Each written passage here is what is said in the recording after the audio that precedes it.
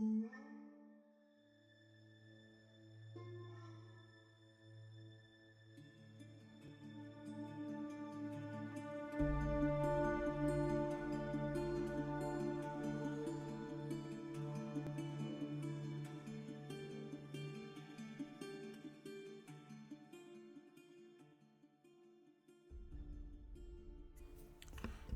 morning, good afternoon, good evening, whatever it is, wherever you are, it's Mecha GM, and we're not actually back yet with BattleTech Advanced 3062. All right, so here's the deal, and here's what's up and what we're going to be doing in this little video here. The main thing is that the big 18.0 patch went live. It is a major patch. It changes a lot of stuff. It is a save break, so we're going to be starting a new playthrough as of either this Monday or Wednesday. I haven't decided. See if I can get my stuff together to record for Monday this weekend. I'm hopeful I will, but in case I don't, the episode will be Wednesday at the latest. And I'll talk about that when we get into things here. So what's this video going to be? We're going to talk a little bit. I'm just going to go over some parts of the patch notes, just so you guys can know what's going on in case you're interested, and talk about what my plan is for next playthrough on YouTube here. I'll talk a little bit about what I'm doing on Twitch also. Partially to explain why why I'm probably going to do what I'm doing, what I'm thinking about doing for YouTube. So, yeah, let's, I don't know, we should throw things over to I guess we'll throw it over to the patch notes here, huh? Alright, yeah. Alright, let's order the patch notes and get things going here. And there we go. Alright, patch notes, version 18.0. It's a very large and lots happening. Yep. Alright, so it is a save break, and it requires a new installer file that you have to download from the wiki. If you're interested, go to BTA3062.com. The game is no longer called BTA 3062, but I don't think they've had a chance to change the wiki's URL for that. It's now BTA Universe, BattleTech Advanced Universe, and we'll get into why that is in a second. When you do the install, you need to manually clear out your mods folder, like for real. It's usually best practice to go in and manually delete the mods folder. It's kind of necessary this patch to make sure everything does, because there's a lot of major stuff. Also, you have to go to where the cache files are and delete that manually too. It's a big help.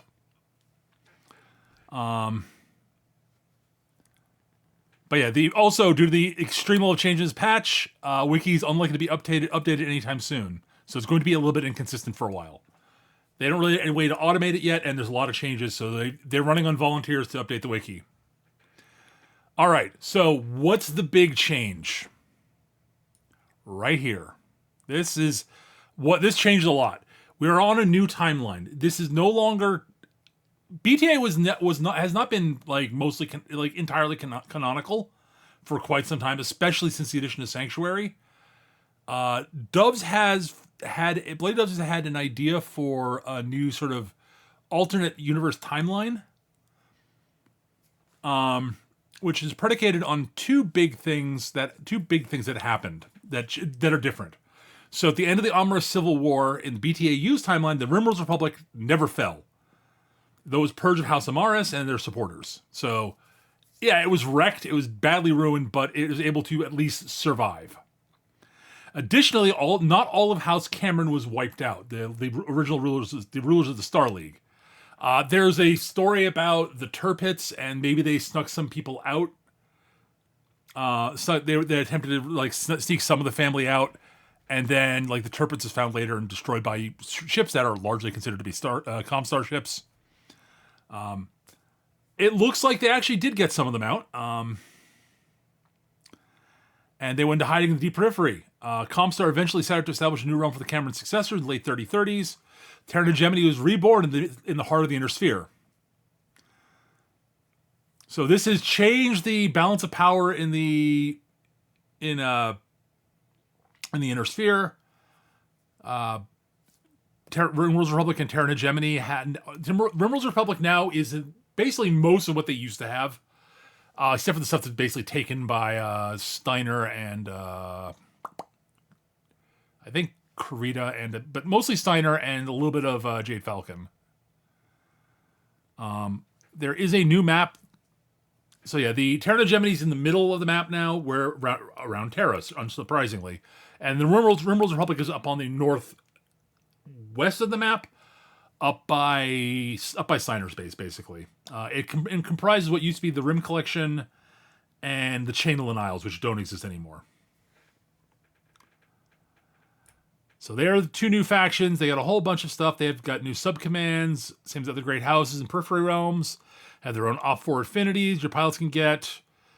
There's also a new clan showing. Clan Fire Mandrill shows up now.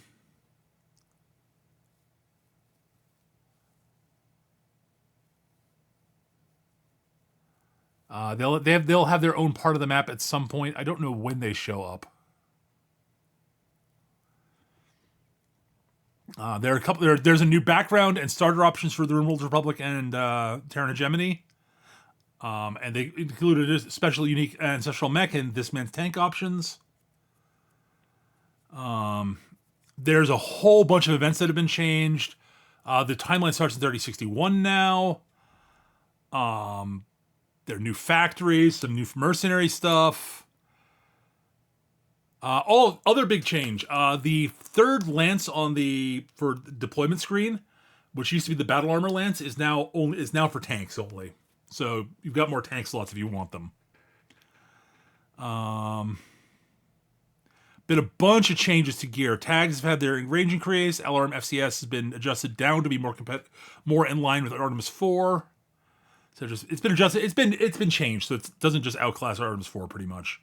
Sanctuary Heat Controller and Negator were heavily buffed. The Rimworld's Republic gets to have a lot of the super weapons that the Rimworld's Republic had in the April Fool's patch, but toned down to reasonable levels. Chameleon Light CLPS, Chameleon Light Polarization Shield, and Null Signature System now cost more to install. A lot of Sanctuary Tech has been repriced to make more sense. Ultra Pharaoh was weakened somewhat. It no longer provides case 2, it provides case 1, and takes slightly more internal space now. C3I, C3, drone system, Sanctuary drones, and stealth systems are now incompatible. So you can no longer have CLPS and Null Signature and C3I. I wonder what's going to do. I wonder what the change to the Null is going to be. I should ask Dubs about that. Stealth armor comes default toggled on at the start of missions also. LeagueNet apparently works properly now, whatever that means. And clan mortars look correct in the models now. Oh, prototype improved jump jets now explode properly and make much more heat when they're used on jumps. Rocket launchers got a nerf. They're less accurate, and rocket launcher ammo feed debuffs damage more. Howitzers now can actually use all the proper FCSs that they're supposed to be able to use. They apparently didn't work with artillery FCS, but did work with periphery. They're supposed to work with both. Apparently there's a glitch with physical weapons that could cause the game to hang infinitely. That's been they think they fixed that. All right, battle armor carrier changes. The VTOL ones, the Dakota and the Unsven, no longer have firing ports. So battle armor can't shoot out the windows anymore. However, battle armor no longer slows down their carriers. So the Unsven and the Dakota are super fast, as is the Utake. And ground APCs are no longer completely pointless. And the APCs kept the firing ports. So if you want to go fast, we use VTOLs. If you want to shoot as you go, use APCs. There's a whole bunch of new variants of mechs across Terra Gemini, Rimworld's Republic. They got some new gear. The Rimworld's Republic got the Death Ray, the Atom Smasher 10, the Mercy, the Shredder machine guns. Those are all Rimworld's Republic guns from the Ameris Fools event. And Terra Gemini gets the HISC Hyper Laser, HISC Viral Jammer, and the HISC Radical Heatsink System. I don't know what they are. I'll have to check them out at some point. They've taken the Royal Highlander out of the game, the model out as much as they can because it is bugged to hell and back, and they cannot figure out how to fix it. Hopefully they'll figure something else. It's a model that came with it's like actually built into. It's a model that came with HBS, with the basic HBS vanilla version of BattleTech, because you got that in one of the biggity boggity boogity boom, campaign events, campaign missions. And that model's broken for some reason, so it causes problems. They can't remove it. They can't literally remove it, and they can't give it a new model. So they've basically removed every opportunity for you to get it and for it to show up in drops. C'est la vie. As a new variants, we got the new Mech Bay visual update. Now if your mech's capable of carrying battle arms, a little icon that indicates that it can. Units have had some tagging changes so that they show up differently for different factions a bit. Battle armor handholds have been removed, so only Omnimechs, VTOLs, and APCs can now carry battle armor, basically. You can now buy a third set of mech bays, not just the second set of mech bays. So if you really want to have tons and tons of mechs, it's an option. Intersphere Omnimechs now have fixed armor and heat sinks in all cases, so you can no longer change your armor type and you can no longer change your heat sink type. This is to bring it in line with the way Clan Omnis work, so all Omnimechs work exactly the same. I will miss being able to upgrade the double heat sinks on the upgrade double heat sinks on the Owens and the Strider, and I'll miss being able to change the armor on most of them. C'est la vie. It's unfortunate, but it is what it is. And then a whole bunch of new mechs, like the Bowman, the Dongguang, the Sting, Shogun Striker, Prince Crab, the Kyoto, the Lament, the Knight, the Cohorn, Jingao, Scorpion, the Scorpion Land Air Mech, yes, there's a Scorpion Land Air Mech now. There is a Terran Hegemony super heavy Mackie called the Mackie 2, which weighs 105 tons. The Wasp Lamb and Stinger Lamb now have new Air Mech mode models. There's about half the Mackie variants have a new Mackie model also. The Battlemaster, the old Battlemasters now look more like the original 3025 tech readout image of the Battlemaster. That's also true for the Warhammer. And the Battlehammer community content Frankenmech now is built around using the 3025 tech era image of the Battlemaster with 3025 era Warhammer arms. Bunch of new community content. And yeah, that's a quick rundown on the patch notes for this patch. If you want to check them out, just go to bta3062.com and go click on the patch notes thing if you want to read them over yourself. All right, so that brings us to what the hell are we doing for the next run? And that is an excellent question that I am leaning to. So my Twitch, the run I'm doing on Twitch, I'm doing the Terran Hegemony start. So I'm not going to do that here on YouTube. I am waffling between a couple of options. One option is to do the RimWorld's Republic start, to do as a sort of a counterpart to the Terran Hegemony start I'm doing on YouTube. The other thought I was thinking was doing a Capellan Confederation start, so that we're in position to go do it. The big advantage that gives me is puts me in good position to go do basically any of the flashpoints I might want to do. So if we want to do flashpoints, we can do them very easily from there. If we want to do the campaign, if we want to try doing the vanilla campaign flashpoints, we're in better position to do that. If we want to go fight Sanctuary, we're in better position to do that. We can get up to clan territory reasonably quickly if we really want to. That gives me a bunch of flexibility in terms of things I can do. And I've not done a Capellan start before, so it's one I've been thinking about doing. I've not done the RimWorld's Republic start. We did do a sort of jury raid Rim Collection start a long time ago, if you remember, here on YouTube. And I played a bunch with the April Fool's event versions of the RimWorld's Republic new gear in my on my last Twitch run. So I'm both intrigued by doing a RimWorld's Republic start because it's a good counterpart to the Terran Hegemony start that we're doing, and it puts us in a very different area of space. But at the same time, I'm sort of like, the flexibility of the Capellan start is sort of compelling. I'm not sure which I want to do more. I'm going to decide on that this weekend. But if you have suggest if you have a preference for what you'd like to watch, be doing here on YouTube. Leave a comment. Leave a comment. Tell me what you want to see between those two.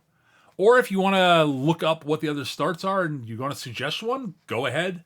I make no promises, but I'm leaning towards either Rimworld's Republic or Capellan at this time. But yeah, I think that's really gonna have to do it for this. That's gonna do it for this though. So that's the plan. The rough plan is either Rimworld's Republic or Capellan start next. And if I decide and get things set up in time to record for Monday, new episode. The first new episode will be Monday. Otherwise, the first new episode will be Wednesday. Yeah, that's it though, folks. Hope you all found this helpful and informative. And do, as I said, let me know what you want to see me doing. If you've got a preference between the two options I listed, I'd be interested to know what you'd like to see. And yeah. Other than that, I stream on Twitch, twitch.tv/MechaGM. Come check me out there. Mondays and Thursdays I want to play BattleTech. And I play other games on Tuesdays and Fridays. And then I stream on Sunday afternoons also.